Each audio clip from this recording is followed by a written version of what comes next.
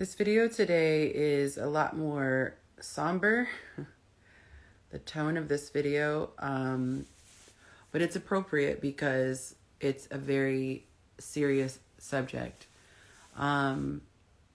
I want to give just a second. I hate when people do this when they get on. They're like, I want to wait for people to come in, but I really do need I need to wait like 1 minute for people to come in because this is really, really serious. This is extremely serious conversation that needs to be had. Hey, vibe with me. In the meantime, while people come in, I'm just go ahead and drop your city and state. Hey, Lateris, if you want to come in, by the way, you're welcome to. I'm going to just kind of give I have 3 points I want to give, and then after, you're welcome to come in because I know where your spirit is, and I know you can probably weigh in on this. By the way, you guys, he has the Dear Future Wifey podcast, good friend of mine, awesome platform.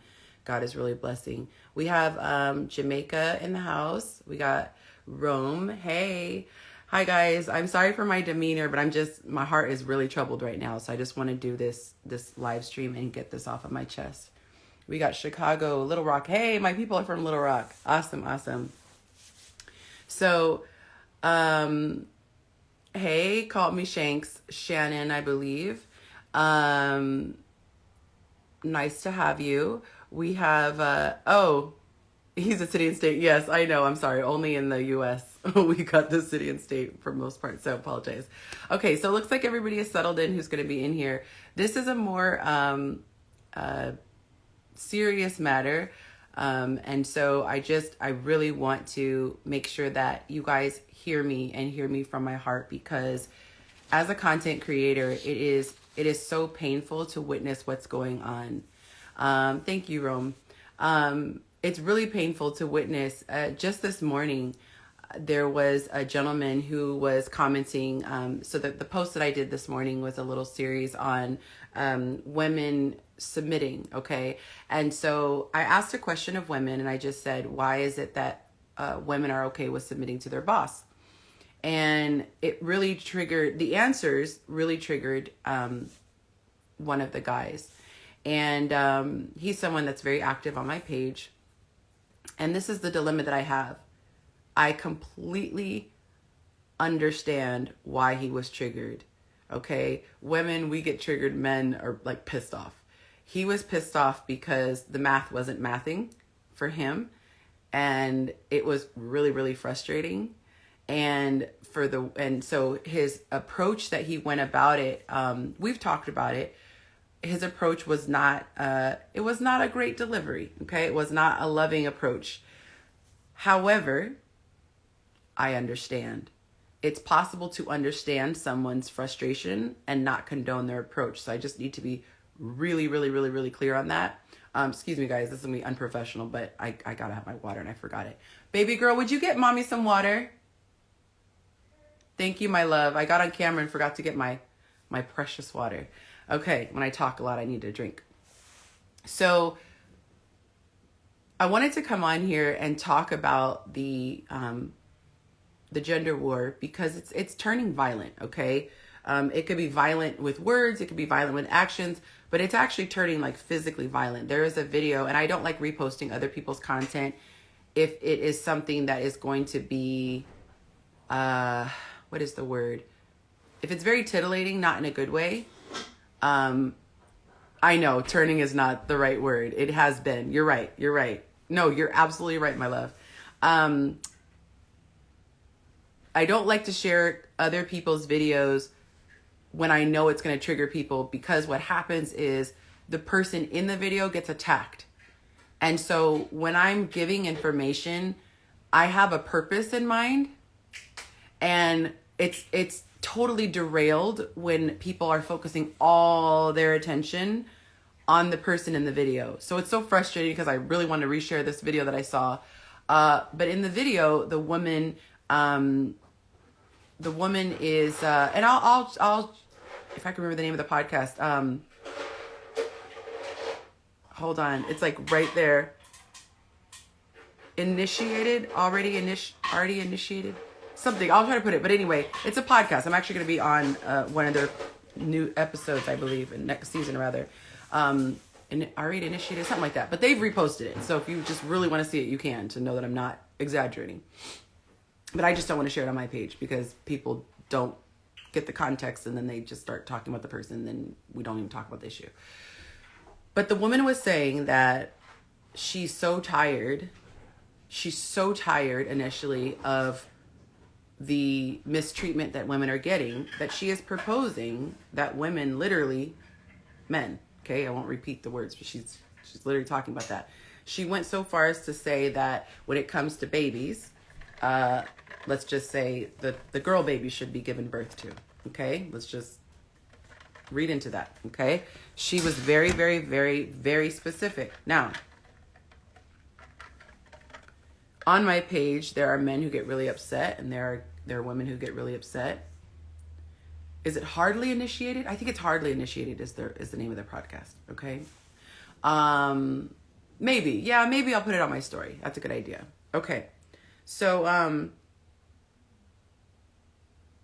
a lot of people don't go to the extent of physical violence, but they will be violent with their words, and words have power. The Bible says power of life and death.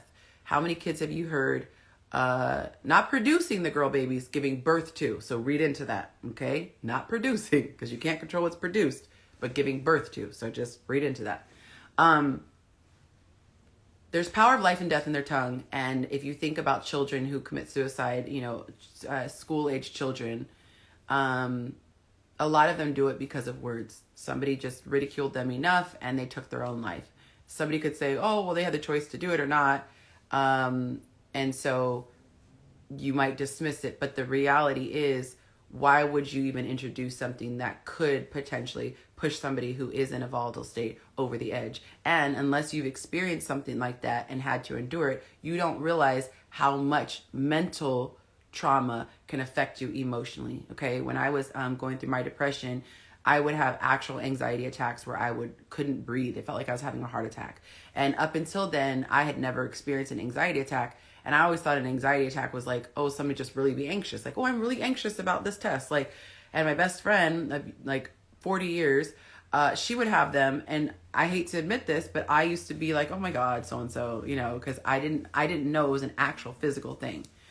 And so not to go too far off the point, but the point is that if you have enough emotional anguish, you literally it can manifest physically. My poor husband had high blood pressure because of all the stress I put him in. Okay. I started having anxiety attacks and I couldn't breathe, when I was under anguish. Okay. You can't choose when you are hurting and you don't know what you haven't learned yet, man. Okay.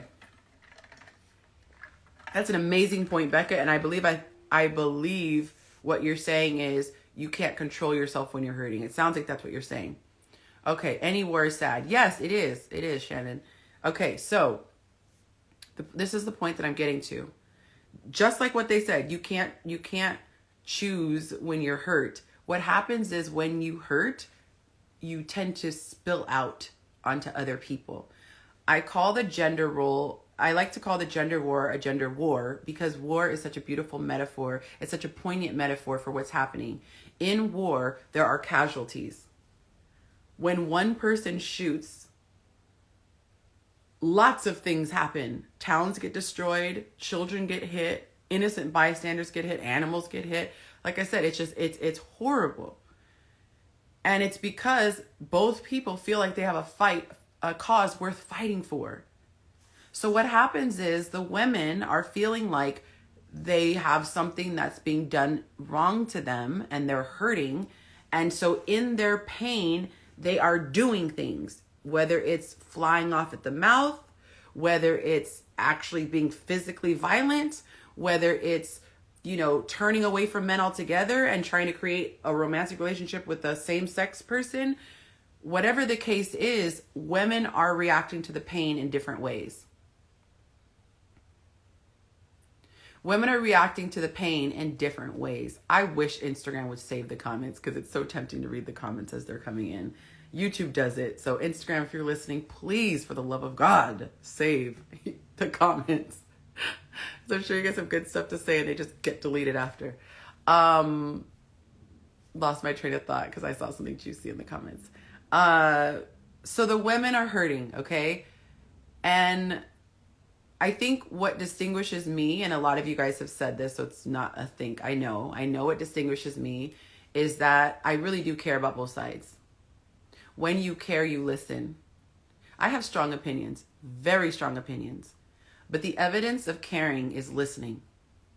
Because how can I care deeply enough to do something if I don't even know what I need to do? In order to know what I need to do, I have to actually listen. That is why listening is one of the biggest indications of caring. I'm thrown off by the comment, pain is part of life. I don't understand the reason behind that comment. Because it is a true statement. I don't understand the reason behind that comment in this conversation. It's more so, if you're hurting as a child. So the comment she was making about choosing self-soothing. If you're hurt as a child, you haven't learned the vocabulary to choose self-soothing or love. A child can't choose what they haven't learned, so they do what they feel is truth. Thank you. Thank you for clarifying, Becca, because it's easy to misunderstand a comment.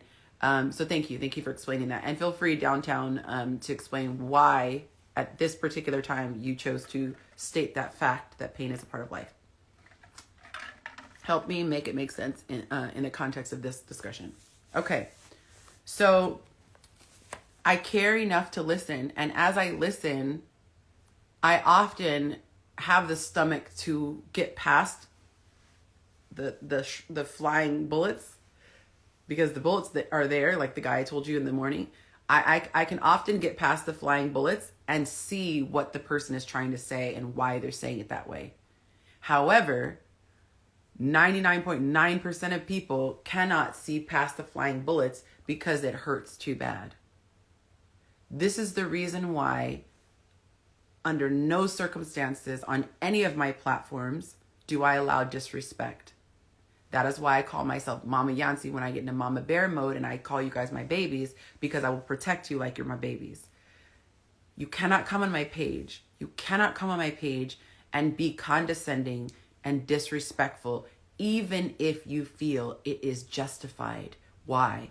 Because it causes collateral damage. And this is the twist. What you have to say is very valuable 9 times out of 10. But it's easy to dismiss it because all the focus goes on the disrespect. This is what happens in relationships. You actually are making valid cases, but between the F-bombs and lifting your voice and banging on the couch, no one's listening to what you're saying. They're listening to how you're saying it. So I felt this man's pain. And I said, I understand. But the first thing I had to do was check the delivery, because I'm going to defend my babies. Girl babies, boy babies, you're all my babies. You're not going to disrespect the person in the comments. And to his credit, instead of bucking up, because that's really tough we're just going to talk about natural order, okay? That's really tough for a man to listen to a woman check him. To this man's credit, he DM'd me and said, I'm so sorry, and I hope I'm not, embarrassing him, putting him on the spot. I think he's cool. He said, I'm so sorry to disrespect your platform, essentially. I'm really frustrated. And I said, I know. And a lot of the points that you're making are totally valid, but I can't even heart your comment, and I can't give a yes, King. I can't even heart it because nobody can see which part I'm co-signing. Am I co-signing the disrespect, or am I co-signing the point? So I didn't even mean to go that long into that part of it, but that's something that's just want to get off my chest, okay? But the point is that the gender war is increasing, and as Shannon said, it's always been there, but we're kind of like at an all-time high, I feel like, okay? Like I said, there are men going their own way. That's a whole movement. At record numbers, women are abandoning men and choosing to have relationships with other women. This is not about LGBT, so please don't go there. This is about women who are admittedly switching teams because they're so frustrated. Thank you for the random comment. I'll take a random compliment. And the other thing is, maybe some women are not actually going their own way sexually, and with the men going their own way, they're not choosing to go sexually another way. They're just choosing to do without quote unquote love from a woman. They're just focusing on work, focusing on anything else that gives them pleasure, working out, their male friends, whatever. But the women are, in addition to finding peace and joy and love in other things such as their careers, but they are also, in addition, turning to other women. The third thing is that there are women because women want love, and that makes sense. Men are like, I can do without the love. Women are more aware of their need for love, so they are like, I'm willing to at least get it from a woman if I can't get it from a man. And then the other part that women can't ignore is their biological clock. Women really want to be mothers. Women who are really in touch with their feminine energy really want to be mothers. That's a desire that God gave us so that we would procreate. Women have a desire to reproduce and care for the child. Men have a desire to make the child, if you know what I mean. So you bring those two together and now you keep the population going, okay? So God is so beautiful in his design. That is divine order. You were made the way you were made intentionally. It wasn't an accident and a coincidence. So don't get mad that people are made that way. Don't get mad that women have a biological clock. Don't get mad that men are horny. They are made that way. Can I get a witness? Can I get an amen? Stop judging life and start learning life. It's more productive to learn and make it work for you than to judge it and just be pissed off. So let's get back here. So, yes, Reginald, he said it's extremely difficult to understand a valid point if you're taking in information from the seat of offense. You will see that in my post. Go back and look at the question. I asked a simple question. Simple question. Women, why do you submit to a boss? There were like 2 or 3 people who actually just answered the question. And I responded and I said, thank you for answering the question. The other ones were, why?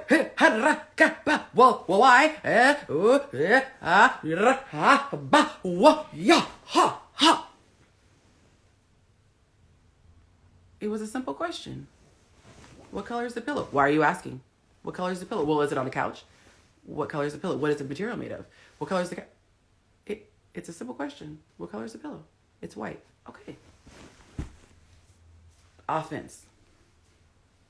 Actually, it's more like defense. The defense of the perceived offense. Okay?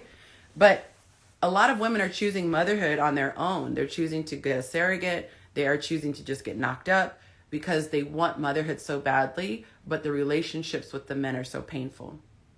So this is why I'm trying so hard, because men want a relationship with a woman, and women want a relationship with a man.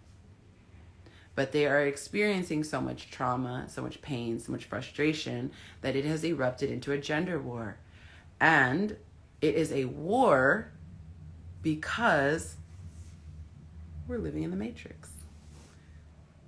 It behooves the creator of the Matrix, which we're not going to get into it. I save that for I have other content. We're going to focus on that. But there's a reason it's done. And you guys should be pissed off because you're pawns. You're pawns in a chess game that you didn't even know you're a part of.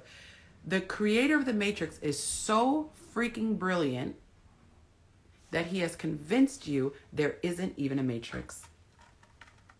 You're in the middle of a chess board and you don't even see the board. He's literally scooting the pieces. Okay, all right, we're gonna move you here, move that, and you don't see it. The master strategy is to break up the nuclear family. Y'all can't even see it. Some people have woken up. Many, most, majority cannot see it. So what do? Well, I'm in a war, so I gotta keep shooting. And what do? You're both his enemy. So I sit back, master strategist. I have one enemy A, enemy B. Put him in war. I sit back and eat my popcorn. Oh, well done, well done. Oh, by the way, you missed a few bullets. There's a few on the floor. You can put that in your gun. Shoot. There you go. All right. There's a cannon over there if you Over the hill? Yeah, go ahead. And I just watch A, B, A, B. I don't care which side goes down first. I want them both to go down. Huh. Is that way spirituality or believing in a higher power is important? Is that why? Yes. Yes. Yes. She said, is that why spirituality or believing in a higher power is important so that you aren't in the matrix? Literally, yes. God bless you for that comment. When you understand the spirit realm, you can navigate it. The spirit realm exists because you can test it and see if it exists. The spirit realm exists. You can either learn and use it to your advantage, or you can ignore it and become a victim of it. So when you understand, the spirit realm is meant to help us, but it only helps you if you know how to use it. Okay? The reason why you guys pat me on the back, oh, you're such a listener, and oh, you're so loving. I got this from learning about the spirit realm. I didn't wake up one day and I'm like, I'm just going to be a genius. Anything that even remotely sounds genius is because I literally tap into the spirit realm. If I were to explain all this stuff, you guys would be like, you're lying if I really told you what really goes down. Yeah, we always say, yeah, you're ready for that. No, literally, you're not ready for that. Y'all will be like, what the?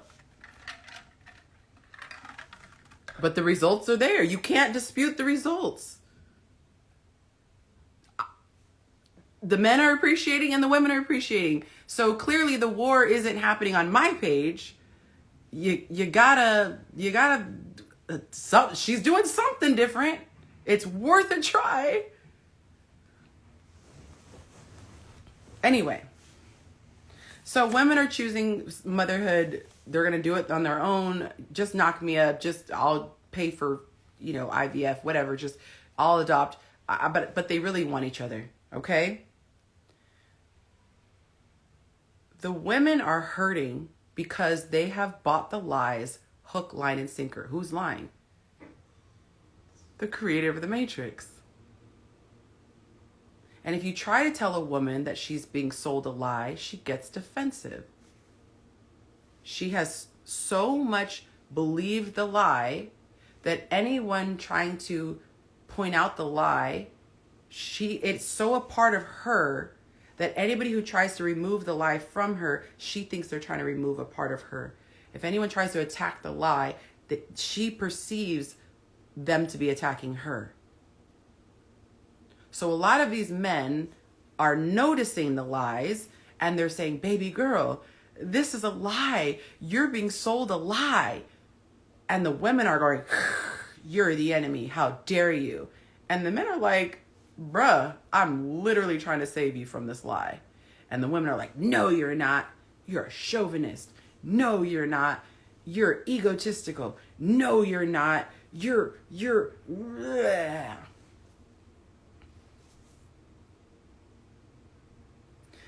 And here's the dilemma. The men who have bought into the lie also are being chauvinistic. And they are being egotistical. And they are being condescending. There are very few people who understand what's actually happening behind the curtain. And I've written an entire course about it. I only want the people there who actually want to learn. I don't want busybodies. I don't want people who are just peeking in. Oh, I'm just a little bit curious. I'm literally selling it as a course because I have found that if I give you the game for free, nobody pays attention. It's like, I'll dip in, I'll dip out, maybe I'll watch it. But I have found that if you just really point, like, this is serious. This will change your life. This will fix your marriages. This will make your relationships enjoyable. And you actually make someone have some skin in the game. Guess what they do? They take that crap seriously. If you buy a college course versus a YouTube video, which one are most people paying more attention to? If you go into a training seminar that you had to pay for versus somebody giving you free game, human nature says they don't take it seriously. So I have tried to give this for free. I have tried to explain it to people, and they're not getting it. So I have decided to put it together in a formal presentation. I'll give you guys some little slides, give you some little worksheets, some PDFs, some printouts. Let's figure this out. Behind the scenes, I'm working with couples. These women are in tears, hyperventilating, crying, in pain. Some of these women have turned to violence. They're so hurt. The men are just not getting it. It's like, she's like, I'm trying to explain to him what I need, and it seems so simple, but the guy is not getting it. And then I have the men, the husbands, or the boyfriends who are like, I love her to death, but I just can't get through to her. What are they missing? They're missing divine energy. It is literally the secret sauce. Literally the secret sauce. And I end up being in the middle as a translator. He'll speak in the natural, blah, blah, blah, blah. I translate it with divine energy, and I speak it to her in divine language, and she goes, oh. She's crying and she's trying to say something. She says it to me in the natural, blah, blah, blah, blah, blah. I take it, translate it, add divine energy to it, and say it to the man. And he goes,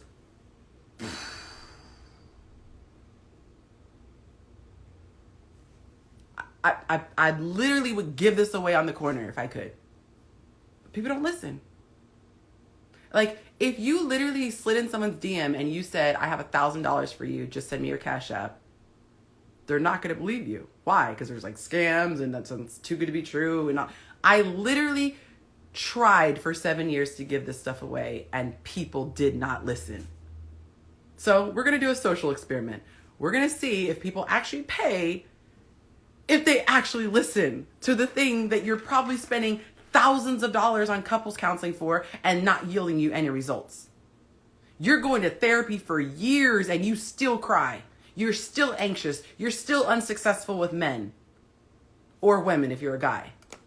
I literally could not give this stuff away. I offered to do a free webinar. 40-something people said they were coming. 5 people showed up.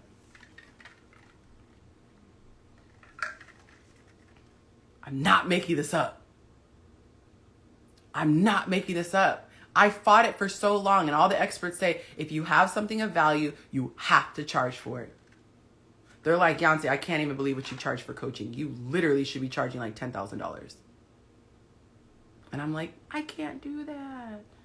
I wouldn't pay. Why? I wouldn't pay because I literally get value from free stuff because I actually listen to the free stuff. But I understand psychology. There are some people who just won't listen until they have skin in the game. And that sucks because that costs you a lot of money. God, I want to help you guys so bad. So bad. When I figured out how to tap into divine energy, I went from thinking that my husband was a monster. I literally thought he was a monster. And you guys, the more divine energy I tap into, you'll see it in my content. When I did my confessional video on YouTube, I was like, someone asked me questions about my husband. I was like, no comment, because I was like, I don't want to say anything bad. I could tell you now, I thought he was a monster. That's how divine energy works. You get clearer and clearer and clearer the more you tap into it. So I'm talking as recent as when I did that video, which was not even a year ago. I went from thinking that he was a monster to finally understanding him, and once again, begging him for forgiveness. And I've already begged him for forgiveness like 4 times. But I just did it again because I'm like, I have a new layer of understanding. I finally understand how much my husband loves me. I finally understand how all this time, all he was trying to do was provide for our family. All he was trying to do was keep me from hurting our family.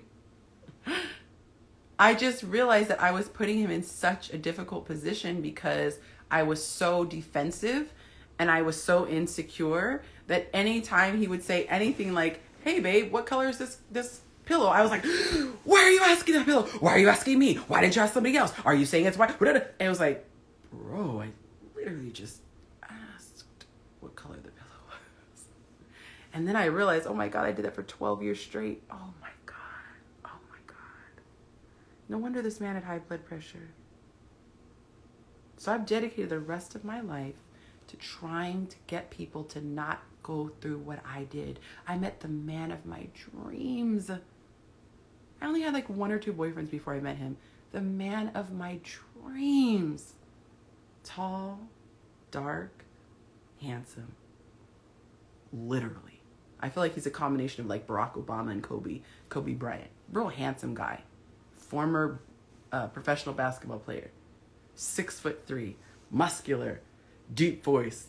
The kind of dude, like, he walks in a room and everyone's like, oh, that dude, they call him Chief, like strangers. Hey, Chief. He just commands attention and respect. Women are like, ooh, that was my husband. He's like, according to the statistics, 1% of men fit that criteria. Tall, dark, well, not even the tall, dark, and handsome, just the tall part. Tall and dark. They don't even add the handsome in there, just the tall and the dark, and gainfully employed and not in prison and straight. That is like less than 2% of the population. Okay? And I got him. In 3 months, he proposed to me. I literally lived the Disney fairy tale. Fresh out of college, parents were like, finally you can date. I start dating. Boom, meet this guy. He puts a ring on it, a big old, huge, gorgeous diamond ring. I'm talking carats for days, bling bling. I used to drive him a little Escalade, and the sparkles would just be on the ceiling. People would stop me all the time. Girl, your ring, beautiful diamond ring. That was just the engagement ring. I still had a wedding band coming. Got married. He gave me the house in the suburbs. Literally, we lived in a cul-de-sac. We had everything but the white picket fence because it's California with stucco. Okay, like. He gave me everything. He let me be a stay-at-home mom. Like, what the hell could I be upset about?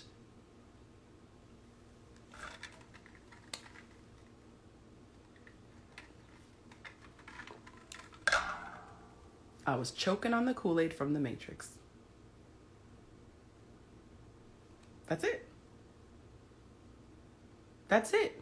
I literally was choking to death on the Kool-Aid from the Matrix.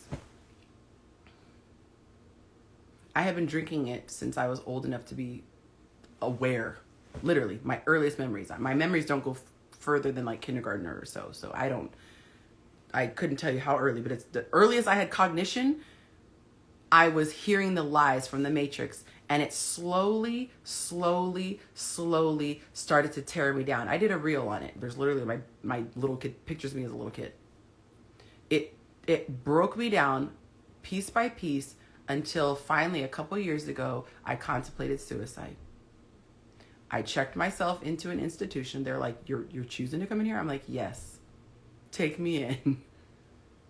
I literally submitted myself into an institution where people don't normally voluntarily go. And I checked in because I felt myself losing my mind. The doctor was so confused because I was just as poised as I am right now. I'm like, excuse me, I'm on the verge of losing my mind. So if you would kindly admit me. And he's like, you don't look like it. Little Doogie Howser kid. And I was like this on the outside. On the inside, I was like, you have no idea. You have no idea. It's by the grace of God that I'm able to even walk in here. I'm about to lose my mind.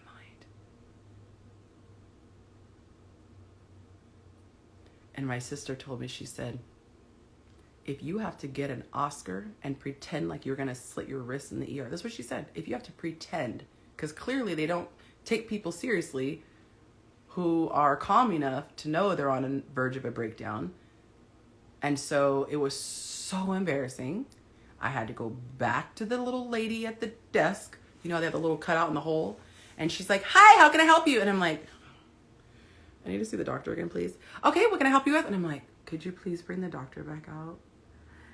And she's like, okay, I'll send him out. No, I said, can I please see the doctor? So instead of bringing me back into the privacy of the room, Doogie Howser comes to the waiting room in the middle of everybody sitting there. Little kids with their arm, you know, other people coughing. And I'm literally like sitting in the chair, like right next to people. And he's having a full conversation about this mental breakdown that I'm about to have. And I'm like, oh my God, could this be any more embarrassing? And suddenly, now it becomes a crisis. Suddenly they want to have guards. Suddenly they want to put me on a stretcher and wheel me. It's like, so before I was too sane to take it seriously. And now I'm so insane that you think I'm going to just throw myself into it. But like, come on, healthcare. If anyone's in the healthcare industry, y'all need to get it together. Because that was a very, very, very, very horrible experience. You should have taken me seriously the first time, let me have my dignity, and then allowed myself to go. So I had to sign off on paperwork saying, I'm not a harm to myself or anyone else. I just need help because I'm feeling symptoms. Yes, I can drive myself. No, I don't need your $4,000 ambulance to take me. I can calmly go. And so my husband graciously packed my bags for me, brought my bag, my suitcase, and I checked myself in. So like I said, why would I walk away from a husband who loved me, who was in the top 1% of the entire world as far as eligible bachelors, great lifestyle. I had everything I needed financially, 2 healthy kids, Southern California, white picket fence if we had picket fences in California. Why would I walk away? Because the Matrix had poisoned me. I was so depressed and anxious. I'm going to share all this stuff in my course, you guys. I don't want to get too deep into it because I don't have time here. But there's so much I want to say, and I know people are not going to listen unless they have chosen to sit down. They know what they're about to get, and they're ready to digest. So I'm inviting you guys. I actually skipped a lot of stuff that I wanted to talk about. I try to be organic on these things. Please mark your calendars, April 28th. That is the launch of my course. It's called The Divine Union. I will explain to you what's happening in the Matrix. I will explain to you what is the Matrix, and I will give you the tools on how to get out of the Matrix. The reason you need this course is if you have the following: depression, anxiety, anger issues, you feel hopeless, you feel out of control, you don't love your life. If you feel any of those things, you are choking on the Kool-Aid from the Matrix. Life is meant to be enjoyed. You are meant to wake up every day excited to be alive.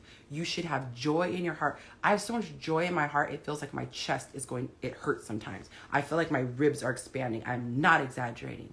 My daughter and I have a saying, living your best life, living your best life. We love life. Whatever I put my hand to prospers. That is how it is supposed to work in the spirit realm. But because of the Matrix, you have to struggle and have difficulty and try to make things happen and work yourself to the bone until the day you die. That's not what life was intended to be. And I've literally tried to tell people day after day after day for 7 years, and people don't listen. So I pray that if I even have one student come, I'll be happy. Because that means one person is going to get out of the Matrix. My God.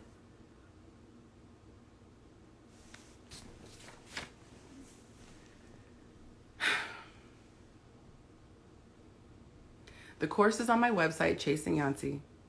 It is in the shop. You can go to my Instagram. You can hit the link in my bio and you'll see it, The Divine Union. I pray that men and women will learn. I truly stand before you saying, I believe that this course will radically change people for the rest of their lives. There are some really major publications that have happened. There's like Love Languages. That has been huge. That book was so huge, Love Languages, right? And there's been books like The Way of the Superior Man, which that's really done a lot of good. There are certain publications, there are certain like teachings that have radically transformed our culture. And I truly believe that this is one of them. This information will radically change the way that men interact with women so that their deepest needs are met without feeling like they're compromising. And it teaches women how to meet the needs of men without feeling like they are compromising their integrity. It's because it's the way it was designed to be. We weren't designed to be at odds. We were meant to come together in a complementary union. And when we come together as a complementary union, we literally have dominion over the earth. Dominion. That's not metaphor. Literally dominion over the earth. Power couple.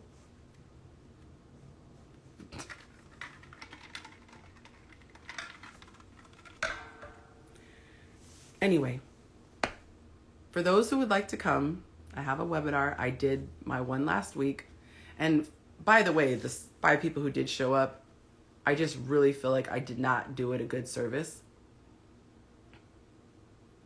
So I'm doing a repeat on Sunday. So those of you who are on my email list, you will receive an invitation for the Sunday one. A lot of you have already received that invitation. Please make sure you RSVP, because whoever RSVPs, then I'll send them that link. You can actually get that link when you RSVP. Whew, it took a lot out of me, you guys. One question: how is your ex-husband being the top 1%, a great provider, etc., and having his wife leave him? By the grace of God, he is okay. He could be better. And I will not share why he could be better, because that would be his private business. But those of you who are prayers, please pray for him. Please pray for him, because he really needs your prayers right now. Life can be very difficult. And so things outside of our control, just please pray for him. But he is an amazing, amazing man. And there are some huge things he's going to do in life. He makes a profound impact on everybody he comes across. And so I'm just so excited to sit back and be able to watch everything unfold. I'm so proud that that's the father of my children. And I pray that for all of you ladies who have an amazing man, maybe he's not in the 1%, maybe he's not 6'3", maybe he's not ripped, maybe he's not dark, if that's your preference, but you have a guy who's incredible. I pray to God that you take this course so that you don't overlook him, or worse, mistreat him, because you can't recognize, like I couldn't recognize until it was almost too late. And the reason why I say it's not too late, because God, my story is not over yet.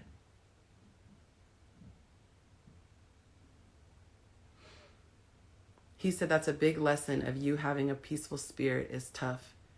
A big lesson of you having a peaceful spirit is tough. Having a peaceful spirit is not tough if you tap in. She said, I'm so mad I could have... Wait. She said, I could have dated within the 3%. I'm so mad. I think what you're saying is like, shoot, I take 3%. Pretty Brown.